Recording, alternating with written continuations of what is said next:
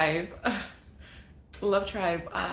What's the concept? I mean, you kind of hear it. This might be a shocker for some people, or maybe not for others, because maybe they know. I don't know. So we're gonna try to keep this out. Love Tribe is a concept that I've developed over some time.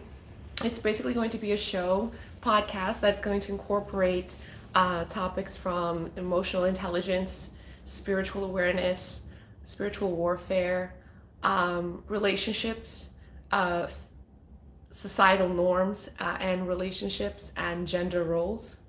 And we're also going to encompass spiritual enlightenment and emotional intelligence when it has to do with mindset reset and some life coaching skills for everybody out there. Things that I have employed and I've used to assist other people with. Now I'm going to put it in here and anybody can access it. And hopefully it can help a lot of you guys. So today's episode is going to be about societal falsehoods. What is a societal falsehood? Well, a societal falsehood are factors that society has kind of set in place and ingrained in us mentally that need to be present in our life as individuals in order for us to have successful interactions, not just at the relationship level, but even at the professional level, and especially at the level of acquiring abundance, and also at the level of how you are seen by others. So there are some societal factors that exist that they don't really do that. They're actually limitations. And that's why I consider them societal falsehoods. And I'll get to that in a minute. But first, I want to continue defining it a little bit more because people might be confused about what it is. A societal falsehood is something that has been set in place culturally to make you believe that it needs to be present, or it is a pattern you need to be following in order to guarantee that you have success or that you represent a level of success. So that's what I'm considering a societal falsehood. And we're going to dispel them today, because to be very honest, everyone was uniquely designed, and you can't be unique if you're going to fall into a pattern. So remember that next time you are looking side to side, comparing yourself with everybody else. You can't be unique if you are trying to fit into a pattern, okay? Even fashion collections, fashion brands have new collections every season. So we're not supposed to be in patterns anyway. We're supposed to constantly renew. So societal falsehood number one, and this is going to be interesting. I'm probably going to get a lot of people messaging me privately about this or commenting. I don't know, because this is my first episode. The episodes to come, I'm going to have guests. But just to kick it off, I wanted to do it this way. I thought it would be quite interesting. So here we go. Societal falsehood number one, and I wrote these down so that I can have them in a specific order. Six-figure income. A person needs to have a six-figure income to be successful, or an individual should have a six-figure income if they're going to have any kind of relational involvement. Obviously, I'm talking about at the romantic level, and to be successfully professionally, they should be at the six-figure income level. This is what women are expecting from men nowadays, and men have similar expectation just along the lines of wanting a woman to be independent. Here's the problem with this idea. Here's the problem, and this is why this is a falsehood. For a man to achieve a six-figure income, he does not have time to develop a relationship. Like, he's not going to be available fully to develop a relationship. And also, that doesn't mean that he cannot get to a six-figure income while in a relationship with someone and not having it. So an individual is so much more than their income, obviously. But this is a falsehood that exists when it comes to interactions related to relationships. Women are actually out there expecting this. And then on the flip side, men are expecting a woman to be independent. But if a woman is independent, which is, great if she has to be that on her own in her own life, which is fantastic. I agree with that. I'm independent myself. But here's the thing, if she's independent, why is she necessarily going to need a partner? See why this is a societal falsehood? Because the exact thing that you are told to be nowadays in society in order to be successful and to represent and to be secure is the exact thing that also is going to limit your ability to have a relationship, even though it may not seem that way. So that's why we have to be careful in how we use these ideologies to define us, to define our life. You know, of course it's okay to reach a six-figure income. I'm not saying that that's bad, but it's not good to utilize that as a factor to how you should or shouldn't have a relationship with someone. As far as a woman being independent or not, that shouldn't be a factor either, because you may miss out on an amazing, great companion or helpmate. Because if we're going to talk about gender roles eventually, I am going to discuss how women have a specific role and men have a specific role, and that's okay. That's what makes a team work. I mean, even in a team, no matter what sport you're playing, each player has a function in the team and they have to fulfill that. A quarterback is not going to do a linebacker's job. And I don't know why people have a hard time understanding this and sometimes even accepting it, or they just don't realize it. Like, how do they not see it there, you know? So the next time you try to be all you know, pro woman or pro man, and you're like, well, no, we're the same, we're equal. If we're gonna be a team, no, we're not. No, we're not. And I think that that's perfectly fine, you know? So yeah, a woman could be independent, but you don't necessarily want to have that as a factor as a male either when looking for a companion, due to the fact that why would she need you in any capacity if she's already independent, you know? So we have to apply discernment when it comes to a norm like this, or a falsehood like this. You know, the six-figure income is tricky. It sounds amazing, but again, if you're a woman going to be with someone that's making six figures, and I've life coached to people that are in that arena, they are sometimes physically there, but they're not mentally and spiritually with you, because they are on their devices, whether it be phone or tablet, and they're still working. And that is damaging to a relationship, because you still feel like you're alone. Or you might be with someone that's making six figures, but they're not physically able to be present with you all the time. And you have to be okay with that if you're a woman who is expecting that. And at the same time, a man who wants, in the opposite, or on the other side of the coin, a man who wants a woman to be independent, you have to be okay with the fact that she's not going to cling to you. She may not run to you and ask for help for everything. So you may need to be a little bit more observant and offer help, you know, offer to do something. If you know you have an independent companion by your side, or an independent figure in your life that you are getting to know, or just an independent woman that you're dating, she may not ask you for stuff. She may not propose things, because it's not going to come from her, because she's independent in nature, you know? So with that said, it's okay to offer. Sometimes people that are placed in independent spaces, they lose their ability to know how to ask for help.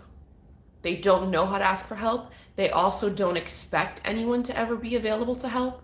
So when you are offering, or you're giving an idea, they're going to be more than welcome to that. And if they're not, then they're not for you. Or maybe they're not understanding where you're coming from. So let's totally put down the six-figure income idea and look at individuals for who they are, rather than how much they make. You know, because you can make money all of your life. You can find different ingenious ways to make multiple streams of income. Six figures don't need to be there today, they can be there tomorrow.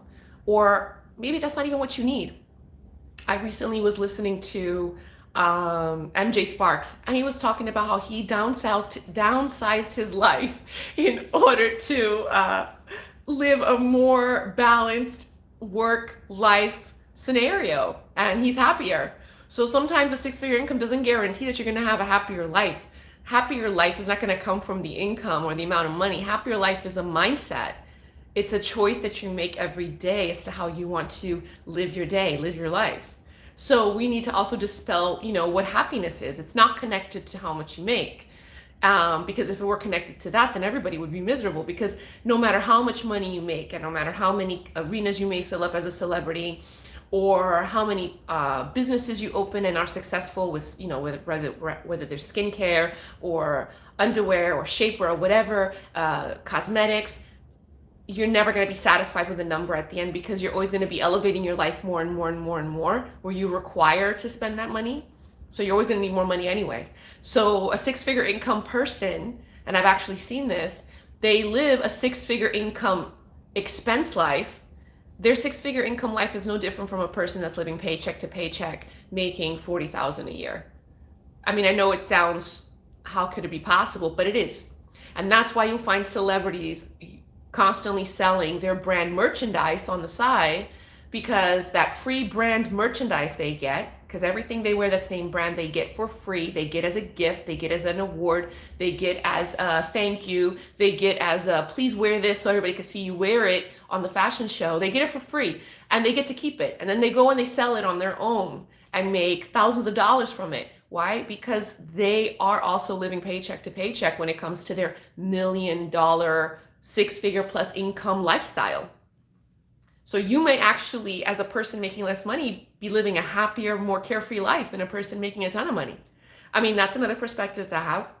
So six-figure income is not necessary. You can still go on nice dates. You can still have a great time with someone. You can team up with the person that you're dating, if this is a situation, that we're talking about, relationships, and you both can contribute and have a great, weekend or whatever. When it comes to professional success, your income is not directly related to your success, because in life you should be fulfilling your purpose, and sometimes fulfilling your purpose will not guarantee that you're going to get that six-figure income like that. Fulfilling your purpose sometimes involves you being in a place where you might not even understand why you're there. It's not even a place where you feel like you're doing something that you actually love. But if you reanalyze it, if you reassess it, I promise you, you're going to find that there's something you're doing there that is fulfilling a purpose. We need to stop having this mentality of wanting to run away from what our purpose is, from what our responsibilities are, and wanting to live a carefree life instead of fulfilling a purpose. Because sometimes in the trajectory, sometimes when I talk, I'm a little bit dyslexic with my tongue. I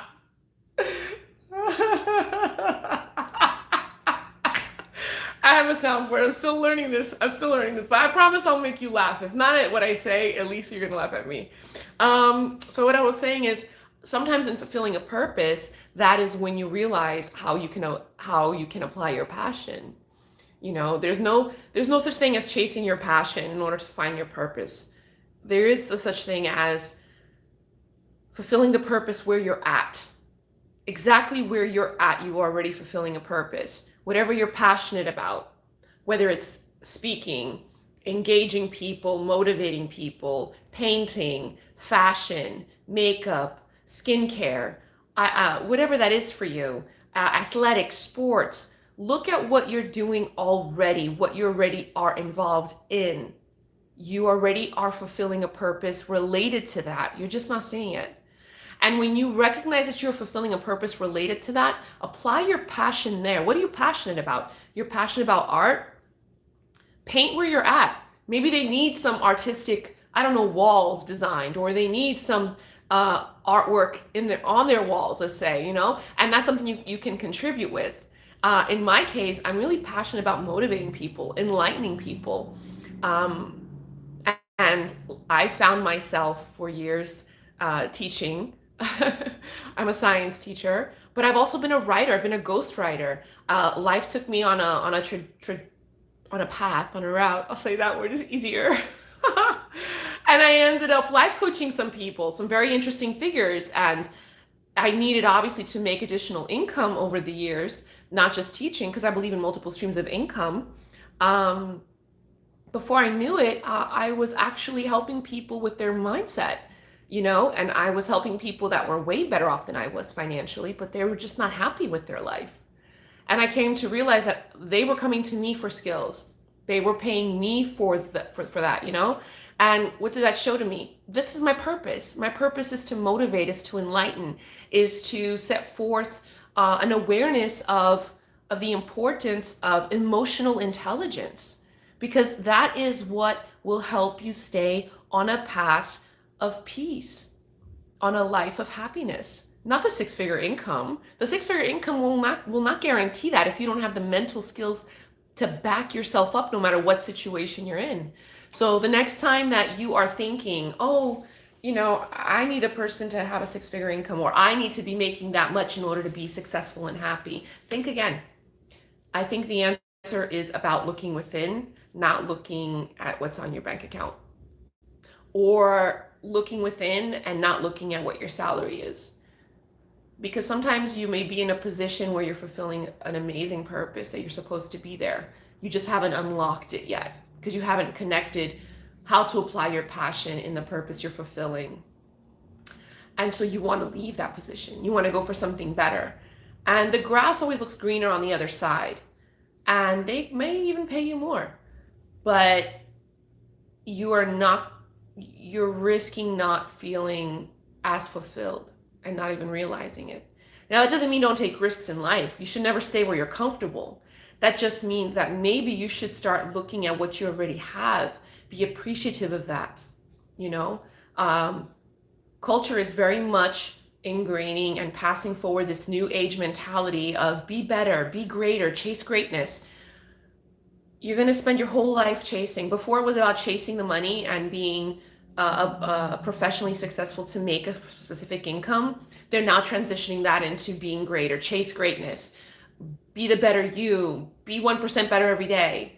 So we've now slowly are transitioning from the idea of the dollar figure to the person, how you should be better.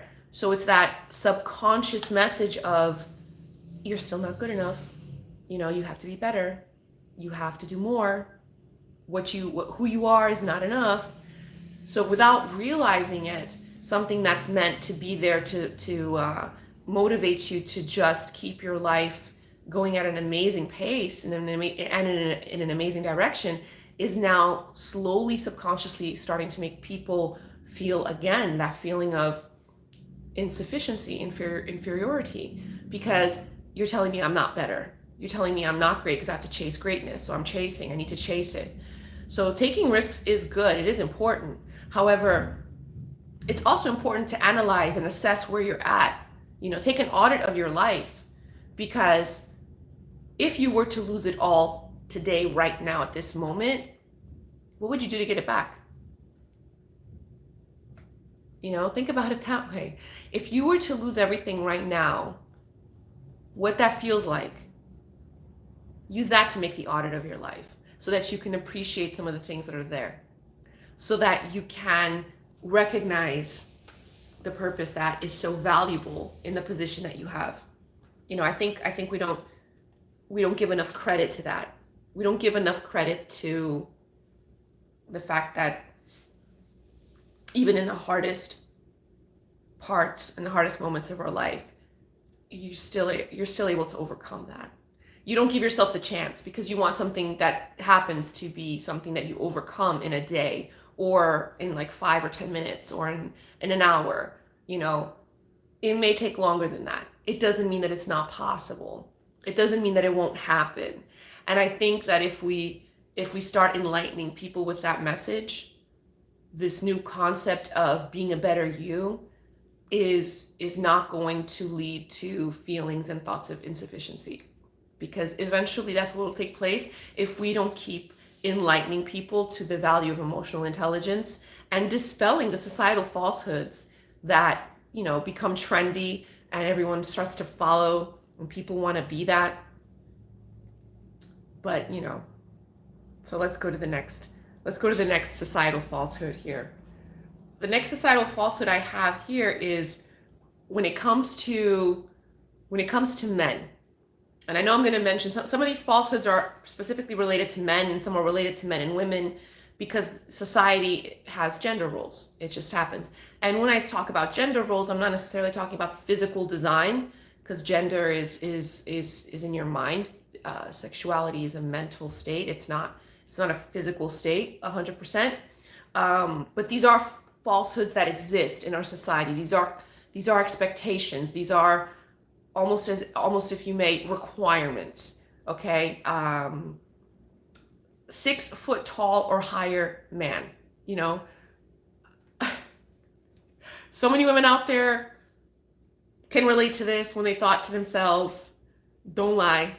You know, we sometimes want to lie to ourselves, or we want to be nice. Height shouldn't matter. And I don't believe that it does. As a matter of fact, I've always ended up finding that it's always who I don't expect that ends up having the most wonderful personality. So, and usually it's not related to height. Height is not the factor that makes that a yes or no. But even when it comes to business, to professional endeavors, your height does or is or tends to be directly related to your confidence, how other people observe you.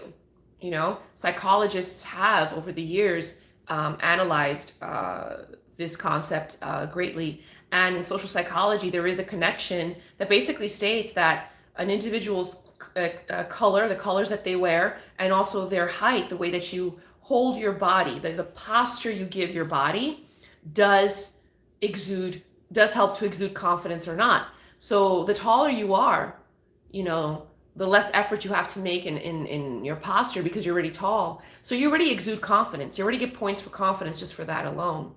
And that's why women tend to be more attracted to that when it comes to their male counterpart, because to them, it's a representation of confidence and also the ability to protect, because you're taller than the woman is, so you can protect her. However, height is completely unrelated to that, because sometimes a person that is not as tall doesn't mean that they're not as confident. It also doesn't mean that they can't protect you. You know, protection has to do with strength and also with your willingness to do the act of protecting. Because I've met some tall people that they're the first ones to run in a situation of an emergency, okay? They're the first ones to hide under the table, all right? So height does not matter. So this 6 foot tall or higher, and especially when it comes to men tend to measure themselves a lot. You know, they measure themselves by their height, by, you know, other things. But their height tends to be a factor for them that gives them a complex if it's not at a particular measure or point. They think that a girl's gonna want that or a woman's gonna want that. No. As a matter of fact, sometimes the character you exude is what's gonna matter first. Your height is okay, but if your character is not great, your conversation is, you know, stuck in high school mentality, then your height is going to slowly diminish, you know, because an individual's height actually comes from their energy, from their spirit, from how they carry that into a room. A man or a woman's height does not come from their physical height. It comes from their spiritual light. That's what people need to start to realize. So that's a myth right there, or a falsehood we need to dispel. It's not about your height, it's about your spiritual light, okay?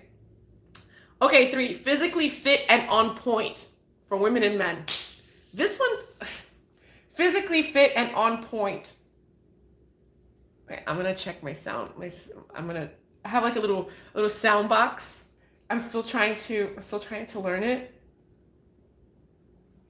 I don't know which one I want to press. I don't think any of them would make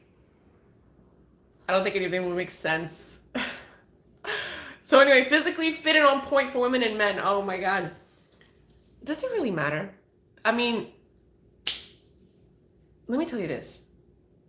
When someone looks way too perfect, you gotta be suspicious of that. Because to look way too perfect means a couple of things. You have no time for other things in your life. You are so laser focused on the perfection of your physical form that you're not expanding other arenas of your life. You know, mental, spiritual, social. You're also not allowing for other experiences to come into your life because you're being hard on yourself physically to have a certain form, you know? I mean, yeah, Your body's a reflection of your dedication to yourself, but your dedication to your body doesn't necessarily guarantee that you're going to be healthy and you're going to outlive other people that only eat junk food. Because health is also something that is related to DNA and genetics and how those things are passed down and mutations that happen as a result of that. So exercise is great. I'm not saying that we shouldn't do it, but it should be balanced. I mean, if you're going to get a physically fit and on point person, you have to understand that their dedication is to themselves first, which is, okay, and it's wonderful and it's beautiful, but it's kind of selfish, and again, here's another thing where society is turning new age mentality into a trend. Self-love, right? Self-love is wonderful. Self-love is important, and everybody should have an amount of it, a level of it in their life. But self-love also means that you know how to love others. Not only do you love yourself, you know how to love others. And in doing the act of loving yourself, it does not mean that you only apply 100% of your time just for yourself. Because it's like a closet that's filled up. Your closet's going to be your personal relationship closet is so filled up, you don't have space for other experiences to come on in that are different than you. I'll give you an example. Let me see how I can restructure the story so it actually fits and can stay on for YouTube, because I don't know if this show's going to be posted. I mean, I'm recording it. I'm doing it live so that it's goes on my channel, but it is my first episode, and I'm not nervous about talking about this. It's just usually I've done it with people in front of me, not necessarily with just my camera and a mic. But here we go. So I knew a person years ago that they were so laser focused on the perfection of their body that eventually that focus of wanting to perfect their body resulted in them being too harsh on themselves, not really loving themselves. So the actual act that they were doing of constant working out, right, to be fit, to have their body like a bodybuilder level, was the exact thing that was causing them to not appreciate who they were, because they weren't at this particular point where they wanted to be by a certain time. So something that they were doing out of self-love resulted to be the exact thing that led them to feel like they weren't good enough still. They needed to do more. And I sat with them and I had to explain, like, buddy, like, you have a perfect body, you have the body where you could kind of like go from 7 days a week of working out to like 3 or 4, and use the other days or the other times you would be in the gym to like experience other things. Be physically active somewhere else. Don't just be physically active in the gym, find other ways to exercise your body so you allow yourself to have other experiences. Take some equipment outside. I don't know, but this idea that you have to be a specific way, physically fit and on point to be considered, better than others or the top number one, it's a little bit sometimes too harsh. I mean, Rome wasn't built in a day. No empire was built in a day. When you go to work out and you feel, crappy and like you can't make your 40-minute workout today like you did yesterday. You had a great workout yesterday. Today you can't. Okay, but you did 10 minutes, and 10 minutes is better than 0 minutes, So that was something I coached someone on for quite some time. And eventually they got it and they found balance and they became less hard on themselves. And I feel like a lot of times this physically fit and on point thing, men and women think that it's something that makes them very attractive to high value people. And what do I mean by high value people? High value people that are family oriented, that are looking for serious, or when I say serious, doesn't have to mean like a relationship, like romantic. It could just be friendship relationships that are meaningful, people that are that value, things that are soulful, When they come across physically fit and on point people, 100%, they actually don't look at that as something attractive. It's actually not attractive, because it's telling you this person doesn't have any time. They don't have any time to go catch a random movie spontaneously and just get popcorn and a soda. They don't have time to spontaneously just go to the park. They don't have time to just, on a Saturday morning, let's go watch the sunrise. They don't have time. Why? Because their time has to be with the gym. You can't interfere with their gym schedule, their gym life. Well, this is my advice to people who think that physically fit and on point women and men are important. It's not about what time you work out. It's about, is working out and exercise a lifestyle for you? Or is it just something that you do because you're afraid to lose the body you have? If you're doing it because you're afraid, you're already limiting yourself, because you're limiting your time and relationships as a result of it.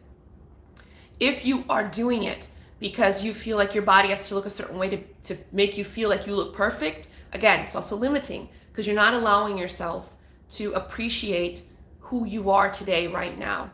Because again, it's that mentality of, if you were to lose yourself today, like lose your life today, right now, you would realize you spent all that time not appreciating the body and the person you are. So physically fit and on point, reconsider it. Maybe it's not about having to be in a specific pattern for exercise, like this time, every day, all the time, this way, and if it's not this way, it's a problem. No, if it's your lifestyle, if it's who you are, then guess what? 7 o'clock at night, you can't do weights, do a walk, do a run, do more than 1 or 2 laps. Do a 3-mile walk. Find a way to do a 3-mile walk. Maybe your body needs that. Or another thing is also important for fitness, and a lot of my trainer friends will confirm this. Maybe you need a nap, because sleeping is just as important for your physical well-being and your physical fitness as exercise is. You can't just be always on the go as a machine, because even a car and anything else that runs on any kind of motor needs to have a cool off time, needs to be turned off, or have a cool off system, or it's not always on the go. Like a car, you hit the brakes, you're constantly at red lights, and that allows for the car to cool down other segments of the motor before you use it up again when you continue on the journey. So think about that again. Also, physically fit and on point, it's a falsehood, because a person that's physically fit today can tomorrow just decide to give up that lifestyle 100%, and they change. Your mind changes as you go through phases in life, and so does your body. And if you don't accept that, you're going to have a very hard time staying physically fit and on point, because physical fitness is not 100% just what you physically do. It's also how you treat your body. What do you eat? So maybe instead of intaking so many calories, change your caloric intake, change what it is that you're eating. You might find that it's okay to work out less as opposed to having to work out more, because physical fitness is about caloric deficit more than it is about, just how much can you bench press every day. Now, this is for people who just want to be, semi-fit. If you're a person that's into the sport and you really want to have your body like a bodybuilder, then go for it, all for you. Then dedicate your time to that fully. But understand that you don't need that to be wonderful and to be amazing. And a person shouldn't look at that on you, and you shouldn't be looking at that on another person either, because people change. People are always changing. Things happen to people spiritually that cause them to want to change. So the way a person is today is not a guarantee that that's how they're going to stay forever, So that's why we also need to take in consideration how we relate to one another, because no matter how much people try to love on themselves and be independent and take responsibility and accountability for their actions, there is another factor we need to remind ourselves of, that we are responsible for how we make other people feel. I don't care how society tries to look at that, or tries to excuse that, or tries to pin that on the other person all the time. No, we are responsible for how we make other individuals feel. If they pass through your life, if they pass through your energy, if they pass and interact with you as a person, understand that you have some accountability as to how you make the other person feel. So I think when we have that understanding, we are more likely to be more considerate with how we relate to others. And that's going to make things so much better. So much better, because then you also love yourself more. You know why? Because you know that you've made other people feel amazing as opposed to making other people feel crappy. So that's only going to enhance your self-love, and physical fitness and on pointness is not going to be 100% something that you're going to use to categorize other individuals as whether it's a woman or a man. Because you can acquire, or you can get into a physical fitness program together as a team with a friend, or as a couple. If you haven't done it by yourself, why aren't people visiting that idea? Why aren't they doing that instead? I know some people do, but I'm just saying, why look at an individual and immediately just judge them based on their ability to go or not go to a gym, to be or not be physically fit? Back in the day, it wasn't about physical fitness. It was about can you dance? Can you break a move in on the dance floor? That's how my parents met. Dancing was their thing, not physical fitness. And I wish they would go back to that, actually, because I think there's nothing more attractive than people that can dance. So yeah, I think they should bring back the dance off when it comes to impressing one another. Can you dance? So that's a third one. Here's a fourth one. I'm going to try to not go overboard with time. I don't want to bore you guys with the time. So, because I think that'll be too much. I'm trying to look at my soundboard. I keep forgetting that I'm also on the thing, because I don't have a production team like I was going to. I decided to completely go solo on this venture and completely own the rights to this entire idea. So bear with me. If you're watching, I really appreciate you. And I'm so grateful that you even tuned in. And I hope that you are enjoying the sound of my voice. Okay, so here's a fourth societal falsehood. Have several assets. This is another one. By the time you're a certain age, you need to have assets. If you don't have assets, what are you doing with your life? Come on. Has anyone seen the economy lately? Are you serious? And also, we just went through a pandemic. Can we please talk about, who had assets back when we had like world wars and stuff? Like, how were assets acquired? Things take time. You may not have your first real estate property until you're in your 60s. That's okay. That doesn't mean that you haven't been successful in life. Success is not what you do or who you or what you have. It's who you are.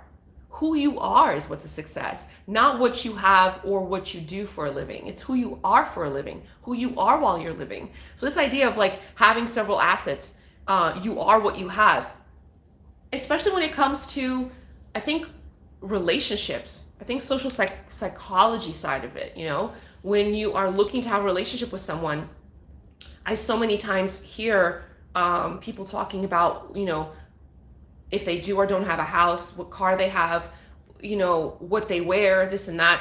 We got to understand, first of all, let's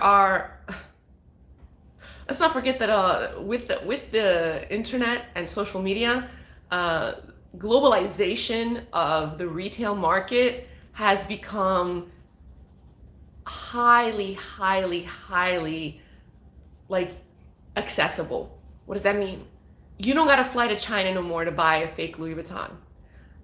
You don't gotta fly to China or Turkey to get, Fendi's or Balenciagas. So just because you see people wear things that look to be, in terms of an asset, expensive, doesn't mean that it's real. That's number one. And number two, it also doesn't mean, even if it is real, doesn't mean that they can actually bank that, because everyone pretty much is living off of credit. Even people that are wealthy, they use their credit, they do not touch their liquid cash. Okay? So brands that are on a person don't mean that that person has a lot to offer. It may actually mean that they have less, because they don't have enough money to go and eat somewhere because of what they're wearing and what they have on and what they're driving. Or they may have money to do that stuff too. But again, it's not necessary, because you're not what you have. You are you are valuable because of who you are, not because of what you have. Let's talk about the house, the properties, the cars. Okay, um, if a man has that, that's wonderful. He's achieved it by himself, or things have happened in his life that have resulted in him having a great house and has a nice car. That's great. You know that he's a solid person on his own. However, that doesn't mean he wants to share it with you. That doesn't mean he has to share it with you.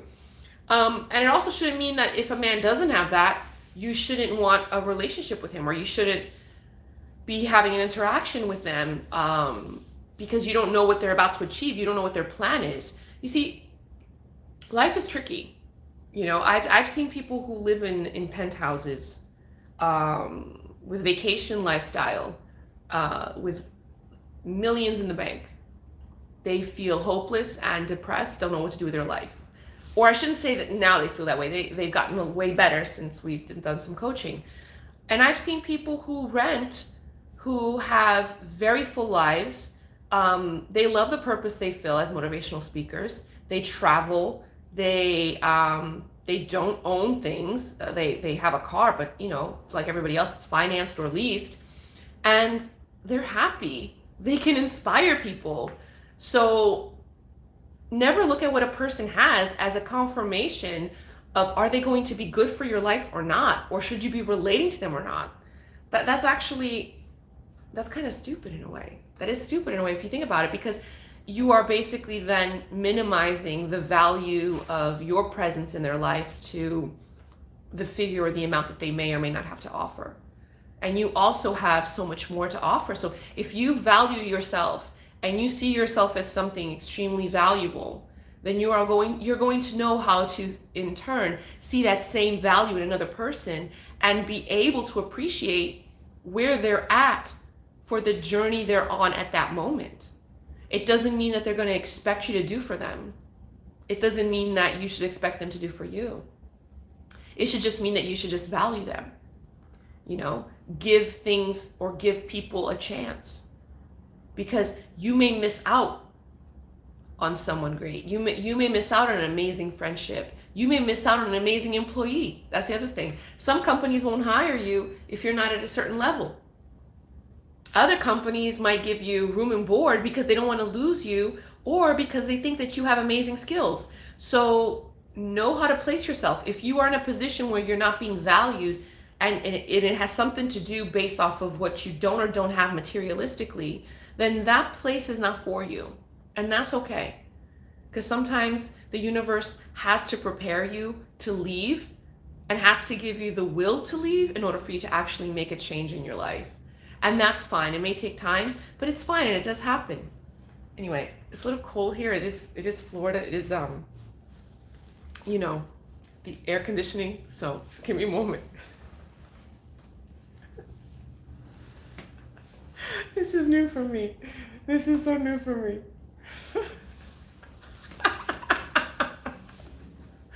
I promise next time I'm going to be sitting a lot better. It's just that I hit the record button and I didn't want to be positioning myself at that time. Well, let's go back to talking about having several assets. Okay, having assets is great, but if they're not there, who cares? Knowing people is better. Having knowing about a person's story, life story, knowing their essence, what makes them unique, that's an asset in itself. All the other things don't really matter. I've also met people that have amazing assets in their life and treat people like crap. People who have amazing assets and that don't share them, and then wonder why they're alone. Well, because you don't share. If you don't share, then yeah, you are going to be alone, because having assets is wonderful, but it's also a great responsibility. The universe will usually gift you a life that's very abundant, but your responsibility is to know how to pass that on, or to know how to share that. Your responsibility is not to just take care of me, myself, and I, and use your financial standing to manipulate others that are in your life as a way to, guarantee relationships. That's not why the universe gives you abundance. The universe gives you abundance because it's entrusting you, and it's giving you an opportunity to be generous, giving you a chance to fulfill your purpose. You're just not realizing it, you know. Also, be very careful when you do get, several assets in your life, because the universe is very rewarding, but there's also the other side, the enemy side, that will be very happy if you were to lose something. So you have to be aware of that. You have to apply discernment when it comes to that,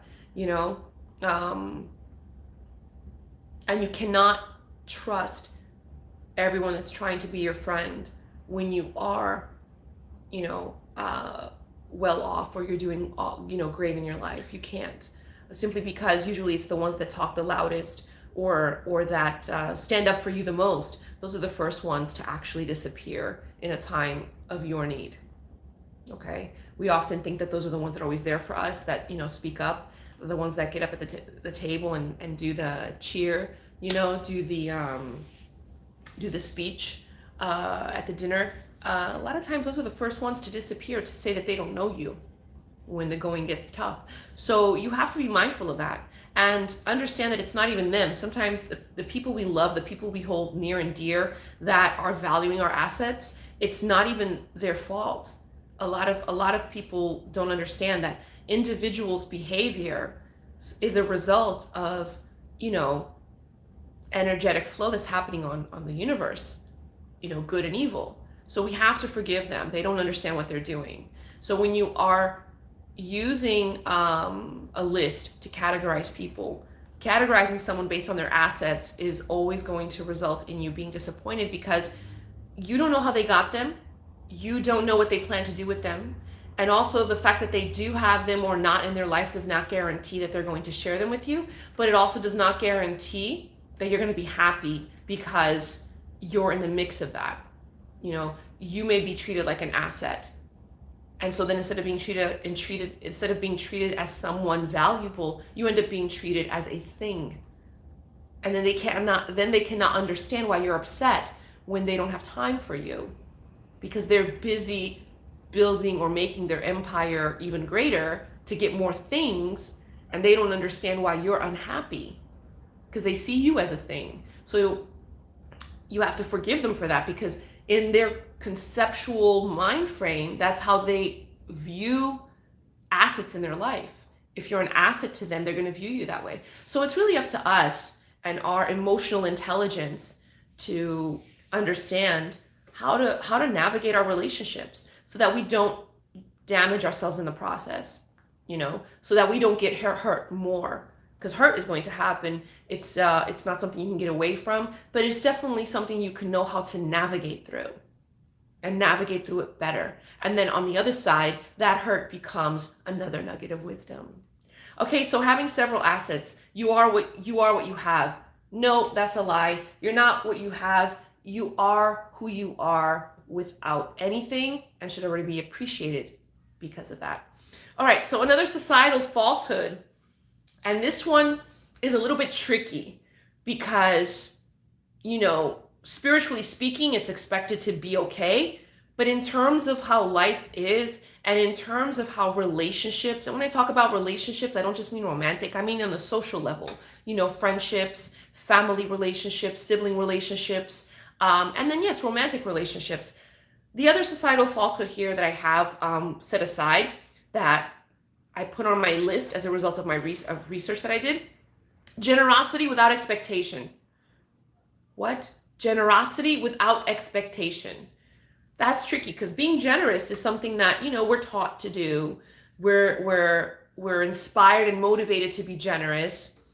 Spiritually speaking, a spiritual leader, whether it's a priest, a pastor, or an imam, will tell you that, we must be generous with what, God gives us. That's great and all, but generosity without expectation is a falsehood, because it's not the expectation you're going to get the same thing in return. That's not why this is a falsehood. This is a falsehood because an individual is going to be generous with you because on the other side, they want something from you. This is where we have to be careful in our relationships with. When a person is generous with you, There is always the other side of the coin of the expectation existing. I'm not saying that they're going to have it or they want it fulfilled, but it exists. Okay? It is a physical mindset thing. It's not a spiritual thing. Spiritually speaking, generosity, yes. Be generous, have no expectations. That's wonderful, but even Jesus was generous with his time, and he expected people who followed him to spread his word. So there is always an expectation. It's just there's different categories of expectations. That's where I think we get lost, because we think expectation is, well, if I give you A, you're going to give me A. If I give you B, you give me B. No, that's usually what we think of expectation, but there's different categories.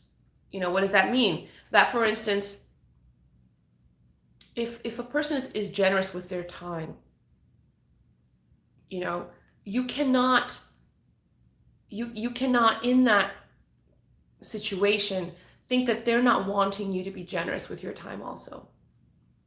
If a person is generous with their things, if a person is generous with their feelings, a person is generous with, their assets, let's talk about that. They're generous with their home.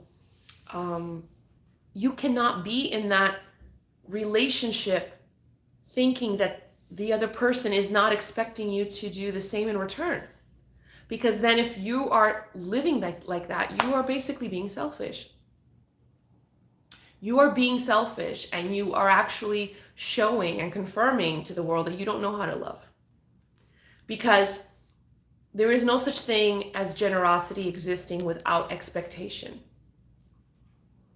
Now that doesn't mean, let's say that I'm generous with my time with a friend, and then months go by and they never spend time with me. They never make a time for me, right?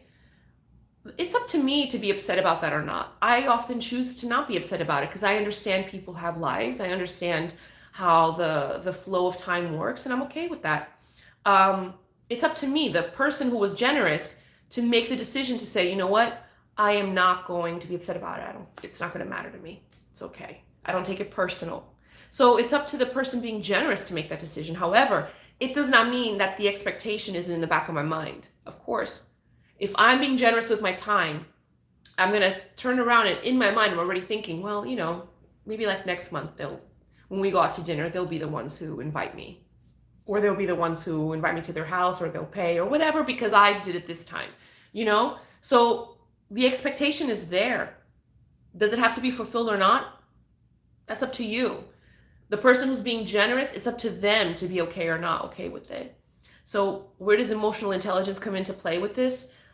It comes into play because there's an understanding when you're emotionally intelligent at a certain level, you do not take things personally. It's very hard for you to take things personally.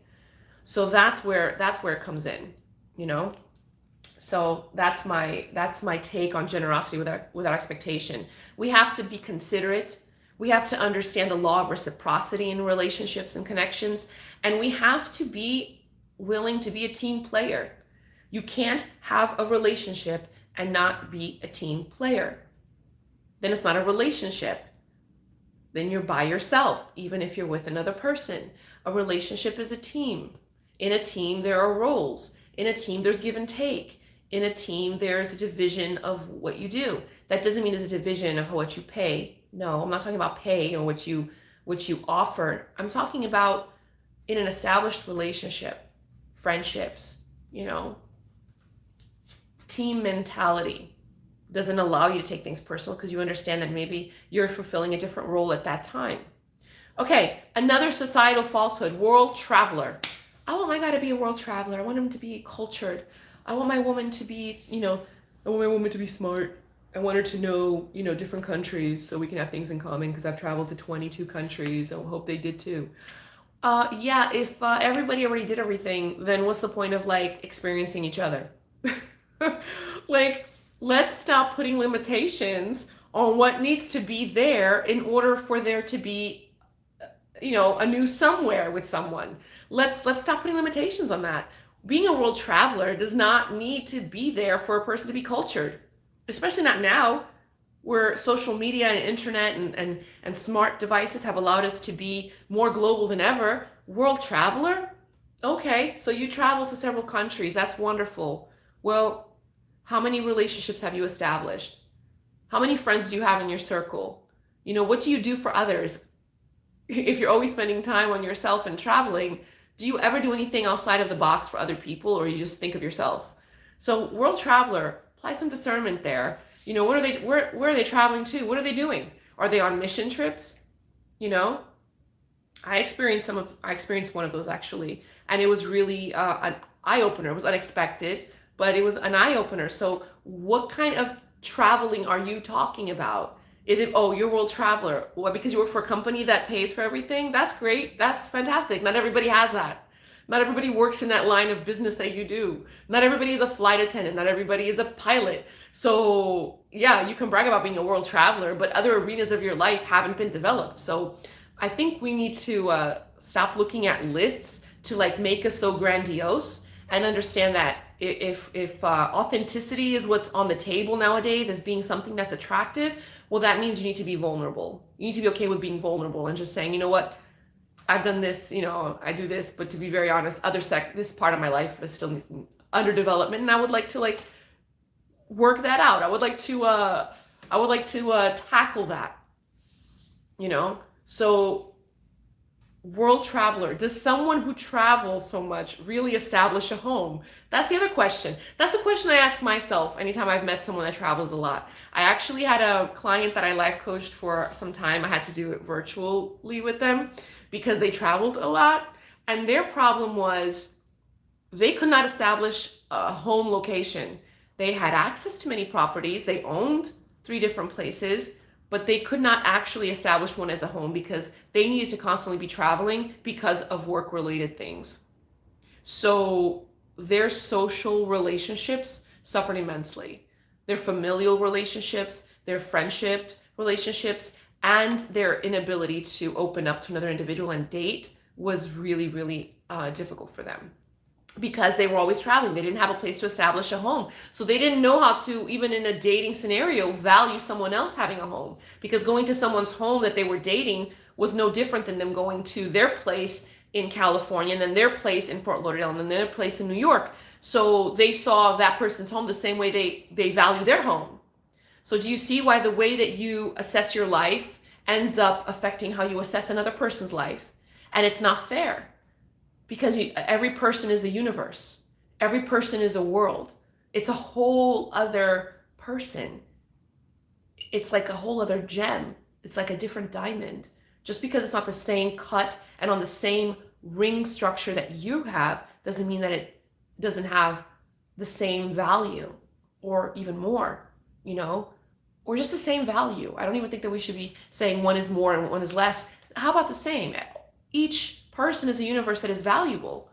We just need to know how to value it so that we could savor it. And what do I mean by savoring?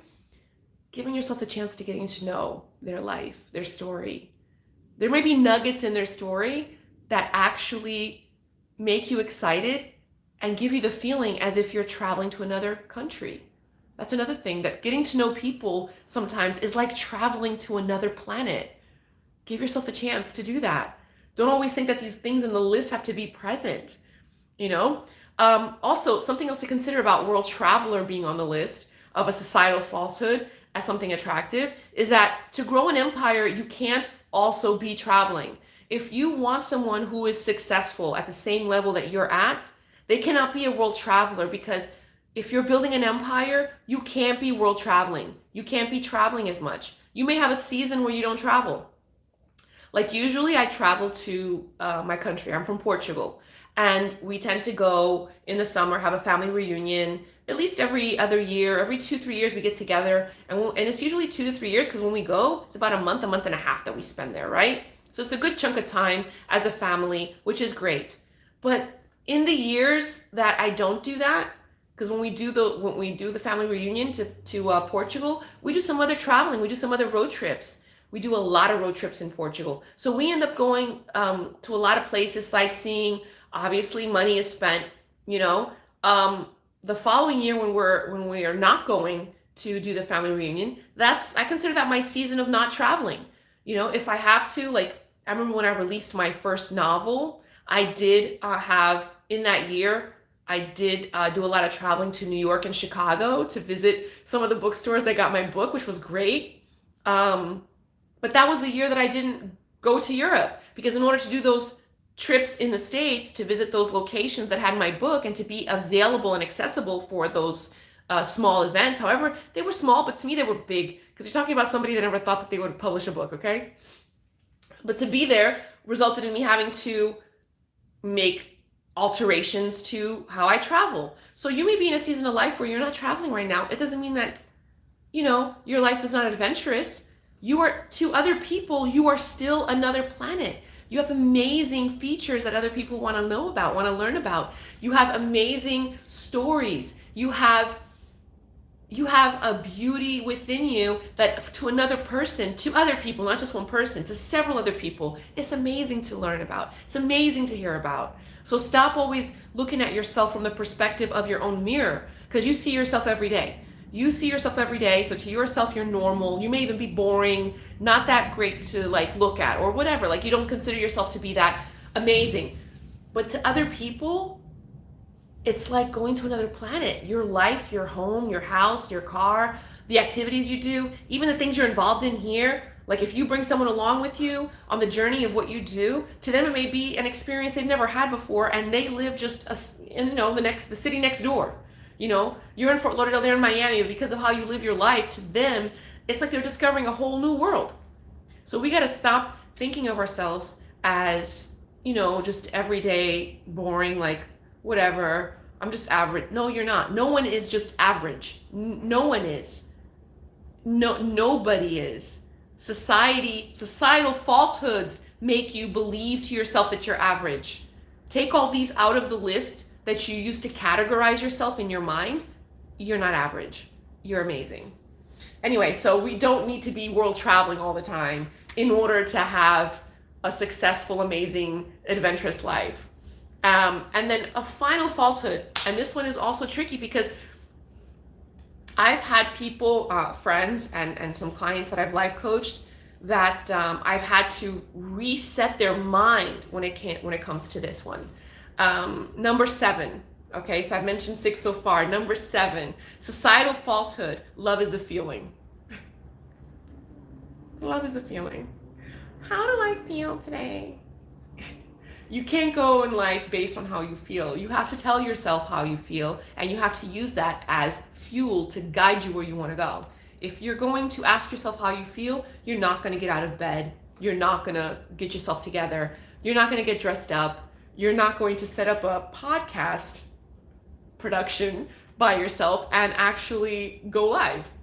You can't go by what you feel. You have to tell yourself how you feel, and you have to tell yourself who's the boss. And the boss is you, not your feelings. Love is the feeling, is a falsehood. Why is it a falsehood? Because it's a choice. Love is actually a choice. Love is a choice that you make every day. It's a choice, and it is a choice made with actions. Love is a choice made with actions. Okay, so what do I mean by that? You do not know that someone loves you until they are actively showing it to you. They have to show it to you through actions for you to be sure. And the action might be them telling you, I love you. That's still an action. They're talking to you. They have taken action to say that to you. You've heard it, and so now you're like, okay, they love me. But even with them saying it, the way they behave with you, if it doesn't match, you're gonna know that it's not love. Your energy, your spirit's gonna tell you it's not love. Because love is a choice, and the actions and behaviors that proceed with that choice are patient, are kind, are generous, are considerate, are compassionate, graceful, and merciful. All of those things encompass the feeling, what is love.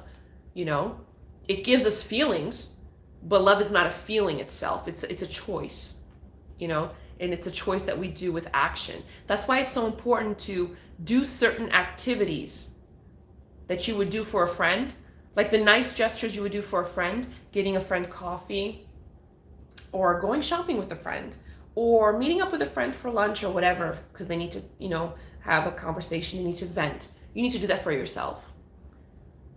Take yourself out for coffee. Not so much because you want to get away, because it's a way of you showing your spirit that you value yourself, you love yourself. Because love is a choice made in action. So if you never choose to take action towards yourself to show love, eventually you're basically subconsciously giving yourself the message, I'm not worth the time of having a break for coffee by myself. And you keep repeating that message, and that's why subconsciously you start to believe, why would someone else want to take time to have coffee with me? That's just an example. Now, it doesn't mean that that's right or wrong, but I'm just saying psychologically is how it works. If we don't show our spirit that we take action towards the love we have for ourselves, eventually our spirit feeds back the message to us mentally that we are not valuing ourselves. And then you start to believe it, that you're not valuable. That's just a small example of how that works. So how can you change that? Take yourself out for coffee. Take yourself out to dinner. Take yourself out shopping, even if you don't buy anything. Maybe there's one thing you buy, a bracelet. I don't know, something minor. But you did it for yourself. Interact with people. Say hi. Or when you're having conversation, or if someone strikes up a conversation with you, just be responsive. Don't go more. Just, if you just want to stay at the minimal level, stay at the minimal level. Because in that action that you're taking, you're basically telling yourself, I am worthy of my own time with myself. I am taking time to spend time with me. And that is an example of self-love.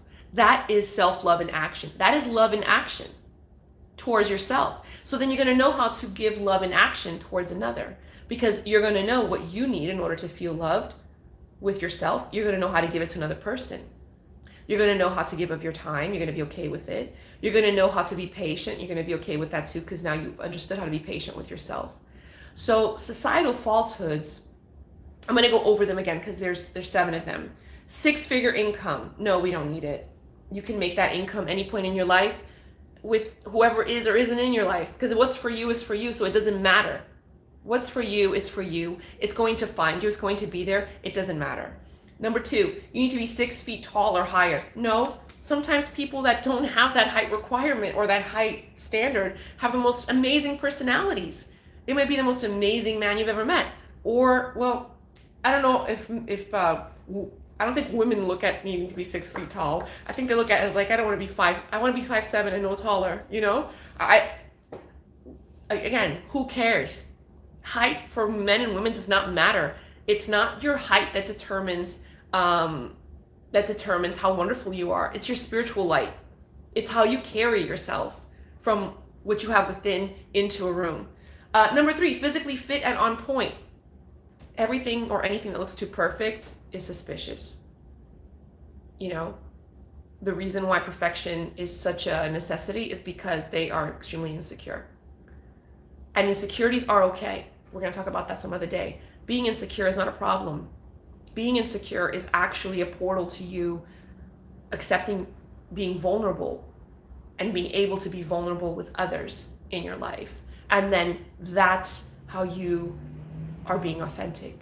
And that's how others are going to be like, wow, you're so authentic. Like, I really appreciate that. Why? Because you're okay with being vulnerable, because you're okay with exposing your insecurities. You have no problem with that. So physically fit and on point for women and men, not needed either. You can achieve that together. If you haven't gotten that by yourself, you can still achieve that with someone. You could work with someone. Maybe the reason why you're so physically fit is because the person you're going to be with, you're going to propel them to also want to do that with you. Okay? Number 4, have several assets. Come on. You can achieve assets with new people in your life, without new people in your life. At any point in your life, you don't have to have them by a certain point in your life to be successful or to be someone who others deem as worthy. No. Okay? As a matter of fact, the more you have, the more chains and responsibilities you have. So to be very honest, society measures assets as something being extremely positive and it's a great investment and blah, blah, blah, blah, blah. Yeah, but it's also a lot of ropes that are tying you down. It's also a lot of things that are on the table that you have now that you have to take care of, you have to manage, you're responsible for. It may be the reason why you can't do A, B, or C, for instance. So don't always look at assets as something that's positive. It may be the reason why the person isn't physically present. Just sharing that example. And you can also achieve that with someone together. You can get your own new assets. Who knows? Okay, number 5, generosity without expectation. That's a falsehood. Generosity always comes hand in hand with expectation. Okay? You cannot live in the mindset of, you did for me, you shouldn't expect anything in return because you wanted to do this for me. That's selfish. You cannot walk life through that. It's not okay. It's not okay. All right? Generosity will always have on the other side of the coin expectation. The person being generous, they may not say this, and a lot of people that are generous may not admit to this, but I promise you, if you sit down with yourself and think about this, anytime you've been generous with anyone, you've always had a little bit of that feeling of, I expect this eventually or some point or one day, Whether it happens or not doesn't matter. You could choose to not be upset about it, or you do get upset about it. I don't know. That's your personal journey. But I will say that generosity always has some form of expectation. And that's okay to have expectation. It's not a bad thing, okay? Because the expectation could be, if I help you out financially, I hope they at least have it in mind to spend more time with me. Or I hope they have it in mind, I don't know, one day to pay me back. Or I hope they have it in mind that one day if they achieve great success, they don't forget me, maybe get tickets for me to go see their game. Whatever that is, it doesn't mean that it has to happen. I'm just saying that no generosity happens without any form of expectation, because it's two sides to the coin. A person that's generous always has expectations. And the reason why they're generous is because in the past, their expectations have happened, or they haven't. But they still choose to take the gamble and be generous, okay? Number 6, world traveler. No, you don't need that. The way you build your empire and what you do with your life is unique to how you have your life structured. And everyone's journey is different, again, like I said before. So maybe you haven't reached your season of world traveling yet. Or maybe the travels that you already did in your life at some point in your life, and now it's not happening, you feel like your life is boring. It's just different seasons. Life is about seasons. So maybe this is not the season for you to be traveling anyway. And then the last one, love is a feeling. What a falsehood. No, it's not. It is a choice made with actions. It's a choice made with actions. And it's a choice that has to be in place every day. It's a choice that, especially when it comes to marriages, if it's not there, the marriage is not going to be successful. It's not going to be possible to remain, And I think in today's society, that's one of the reasons why people run away so much from their relationship responsibilities. Or it becomes really easy sometimes to just end relationships because they don't understand that love is a choice. It was never a feeling. Those feelings of excitement and chemistry and all that attraction, that was not an indication of love. That was just an indication of physical chemistry based off of hormonal overload from being excited of interacting with someone that you are in some energetic way vibing with, but look deeper, look beyond, look beyond that. Can you choose to like or love this person tomorrow, the next day? Can you choose to love them when that excitement isn't there for you physically? Like you're not excited, you feel sick, you don't want to, get dressed up. Are you still going to be making the choice to love them? And that's up to you. So love is never a feeling, it's a choice. Because once all those other wonderful, exciting feelings are gone, then everybody just doesn't love each other then. Because in any relationship, eventually those feelings dissipate. They don't remain forever. So anyway, I hope some of what I said was helpful and insightful. It's just a nugget of some topics I'm going to talk about. So societal falsehoods was my topic for episode 1. If you have anything to add, please feel free to put it in the comments, negative or positive. I want to hear it all. This is a venture I've taken after a long time of not knowing how to navigate this, and also wanting to stop life coaching, because it's emotionally draining. And I wanted to do something that is more general to the public and could be more helpful and can expand to more people. And I think that this is a great way. And I have some great topics and shows coming up for you guys. I'm going to be interviewing some amazing people. I'm not going to say yet because it is going to be a surprise. And some of it you're not going to expect from me, especially considering the fact that anytime I mention I have a podcast, usually it's always thought that it's going to be about something related to fashion or cosmetics or skincare. But no, we're going to get to the nitty gritty. We're going to talk about relationships. We're going to have a panel of women talking about dating in today's world, a panel of men giving their insight on that also. We're going to talk with priests talking about spiritual warfare. We're going to talk with, hopefully, if I can get that pastor, that'd be great. We're going to have some two pastors over to discuss with us the value of a relationship, spiritual relationship, and how that's valuable when it comes to how we relate to ourselves, but also how we relate to one another. And we're also going to have so much more. You know, I'm going to have celebrities from the drag queen industry drop by and share with us their journey and how they got to finally feel comfortable in being their authentic self in the performing world. So stay tuned, subscribe. I look forward to doing more, sharing more, and obviously expanding Love Tribe to be so much more than just a show. I want it to be part of the trend of the spiritual enlightenment that should be pushed forward, going into the new era of humanity, you know? Let's just put it that way. Anyway, I love you so much for watching. Thank you so much. I hope you have a great day. And remember, you don't need lists to determine if you're wonderful and amazing or not. Just need to recognize that you already are.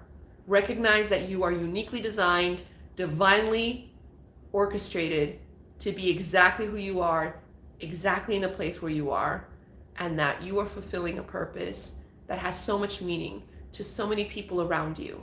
You just haven't noticed it yet. So take a moment to look around and realize you have so much more to love yourself for.